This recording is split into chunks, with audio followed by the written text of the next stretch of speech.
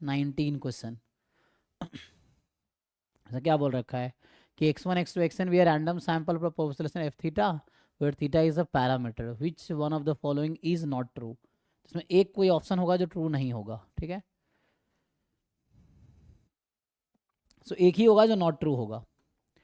चलिए, तो इसमें कुछ खास इन्फॉर्मेशन तो है ना, बस इतना ही था कि x1 x2 xn random sample है from a distribution containing unknown parameter theta. तो पहला क्वेश्चन है कि इस वाले पीडीएफ में समेशन एक्स कंप्लीट सफिशिएंट है। तो ये क्या है, पॉइसन है, ये तो पॉइसन थीटा है। और पॉइसन थीटा को एक्सपोनेंशियल फैमिली का मेंबर है।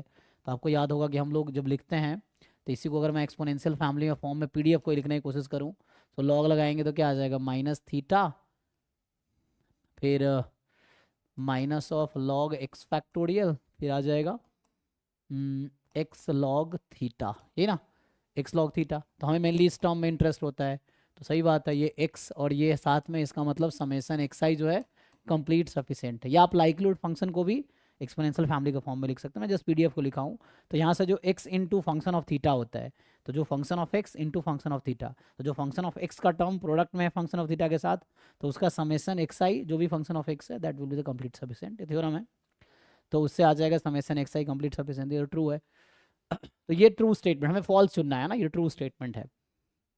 अगेन कह रहा है इस पीडीएफ में, इस वाले पीडीएफ में ये जो आपका 2 डायमेंशनल एस्टिमेटर है ये कंप्लीट सफिशिएंट होगा। तो ये क्या है, अगर इसको आप सिंपल, फिर से वही कह रहा हूँ, इसको भी आप एक्सपोनेंशियल फैमिली के फॉर्म में लिख लीजिए, ठीक है। तो एक्सपोनेंशियल फैमिली के फॉर्म में यहाँ लिखेंगे तो क्या आएगा, अगेन वैसे ही है ना, ई एक्स पी ऑफ लॉग। अब लॉग लगाइए इसमें, तो लॉग लगाएंगे तो वैसे ब्रेक हो जाएगा। सो माइनस लॉग रूट 2 पाई, फिर आएगा माइनस लॉग थीटा, फिर माइनस, है ना, वैसे ब्रेक कर लीजिए इसको। तो ये पूरा आ जाएगा, उसको ब्रेक कर सकते हैं ए माइनस बी होल स्क्वायर पे।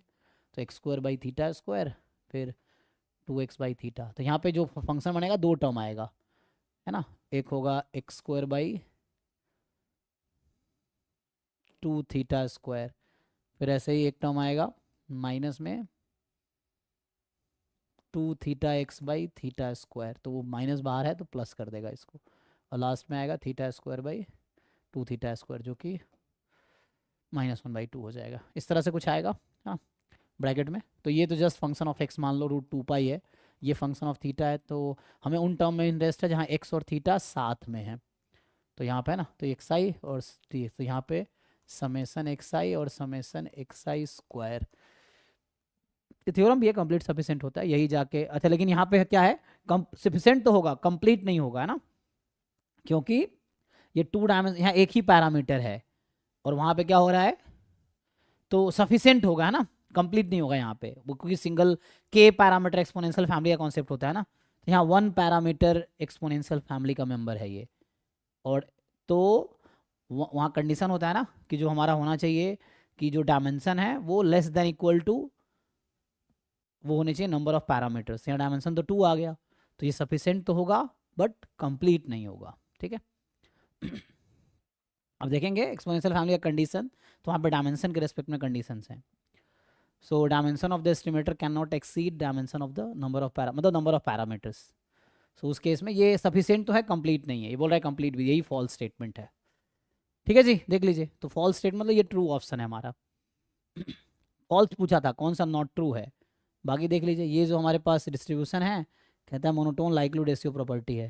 तो हमने ये पढ़ा हुआ है कि कोई भी डिस्ट्रीब्यूशन जो कि एक्सपोनेंशियल फैमिली का मेंबर है तो that will have monotone likelihood ratio property.